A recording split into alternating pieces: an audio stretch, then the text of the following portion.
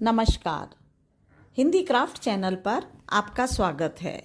मेरी आज की कहानी उस समय की है जब एक लड़की के पास अपनी कोई पहचान नहीं होती थी। माता पिता की पहचान को छोड़कर पति की पहचान से जानी जाती थी। उसकी अपनी पहचान की कभी कोई आवश्यकता ही नहीं थी। आइए कहानी सुने। पहचान। आज जब विभा मंच पर दिया जला रही थी तो विभा के मन में विचारों की आंधी चल रही थी। जो सफ़र उसने तय किया था उस सफ़र की कल्पना भी नहीं की थी। ये बात उस समय की है जब एक लड़की का जन्म होने पर मिठाई नहीं बांटी जाती थी, केवल यही कहा जाता था, चलो ईश्वर अगली बार बेटा देगा। लड़की को किसी भी पहचान की आवश्यकता नहीं होती थी, क्योंकि माता पिता के घर से विदा होकर पति की पहचान से उसकी पहचान होती थी। हालांकि आज भी कुछ जगहों पर यह परंपरा देखी जा सकती है। आज भी कुछ लोग ऐसे हैं जो मिठाई नहीं बांटते, उसके सपनों की डोर को कभी भी ऊपर तक नहीं जाने देते, सिर्फ शादी तक ही उसका सफ़र तय कर देते हैं और उसे अपने सपने पूरे करने की कभी भी इजाज़त ही नहीं देते। आज के समय में हर लड़की सपने देखती है, उन्हें पूरा करने के लिए रास्ते ढूंढती है, मगर उस समय लड़की की कोई पहचान नहीं थी। किसी किसी को ये सौभाग्य प्राप्त होता था कि वो अपनी समाज में पहचान बना सके। विभा भी एक साधारण लड़की थी। माता पिता के घर से विदा होकर पति के घर आई। एक अच्छा संपन्न परिवार था, किसी भी तरह की कोई कमी नहीं थी। जीवन आनंद के साथ गुजर रहा था। अचानक एक तूफान आया और सब कुछ बहा कर ले गया। विभा के पति सरकारी नौकरी करते थे, अपनी पत्नी के साथ पहाड़ी स्थान पर घूमने जा रहे थे। दोनों बहुत खुश थे।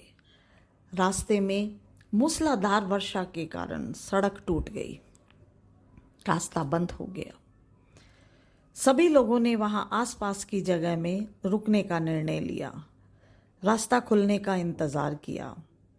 विभा ने भी अपने पति से कहा, हमें यहीं रुककर रास्ता ठीक होने का इंतज़ार करना चाहिए। लेकिन विभा के पति ने उसकी बात नहीं मानी और टूटे हुए रास्ते से ही जाने का निर्णय लिया। सभी लोगों ने बताया कि इससे खतरा हो सकता है, मगर उन्होंने किसी की बात नहीं मानी और आगे जाने का निश्चय कर लिया। अभी थोड़ी ही दूर गए थे कि तूफान तेज हो गया।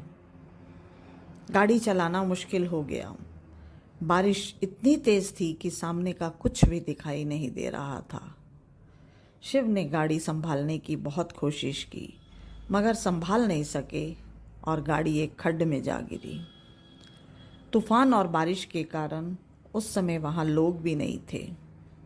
दोनों अलग अलग दिशा में जा गिरे।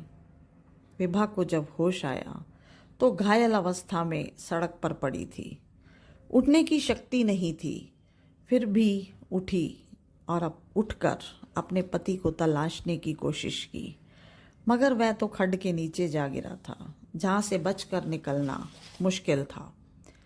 विभा ने फिर से स्वयं को संभालने की कोशिश की और मदद के लिए लोगों को पुकारा।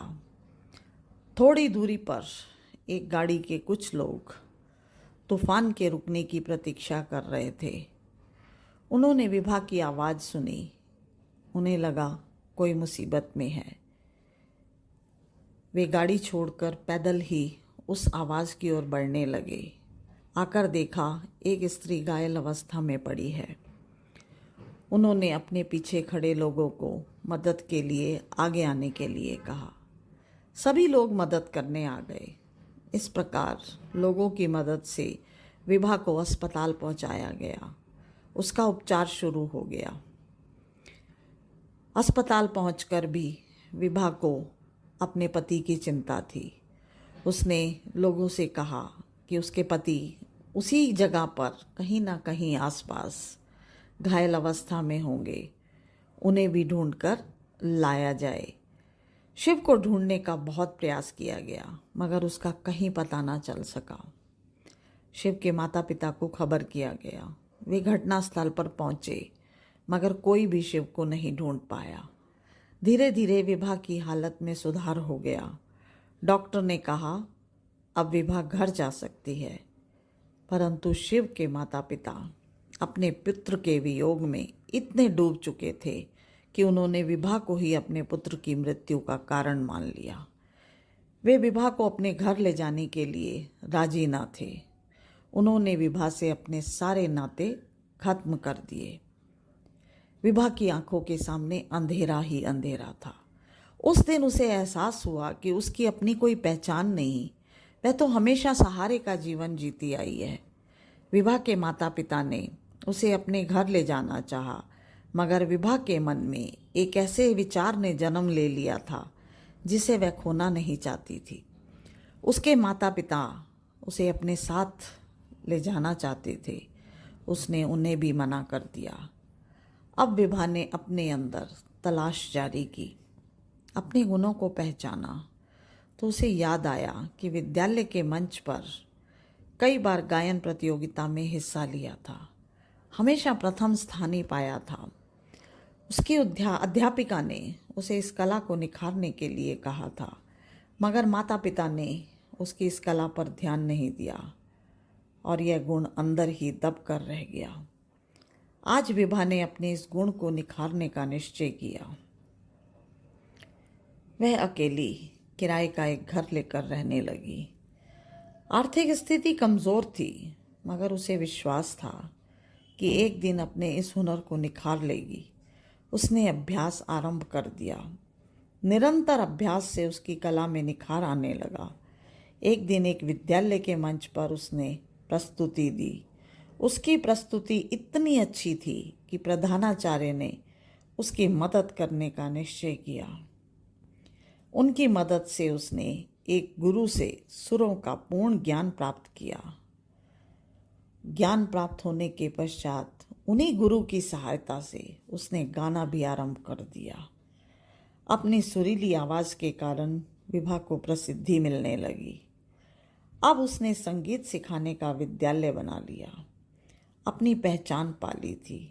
आज उसी विद्यालय का उद्घाटन था और विभा अपनी यादों में खोई थी कि किस तरह सफ़र तय करके आज वो इस मंजिल को पा गई है।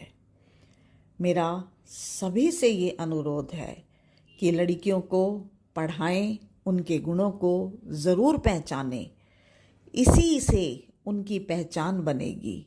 अपने गुणों को दबाकर सिर्फ शादी को लक्ष्य बना दें, ऐसे माता पिता के लिए ये कहानी एक प्रेरणादायक होगी। अगर आपको ये कहानी अच्छी लगी हो तो लाइक करें, शेयर करें और कमेंट बॉक्स में जाकर कमेंट लिखें। धन्यवाद।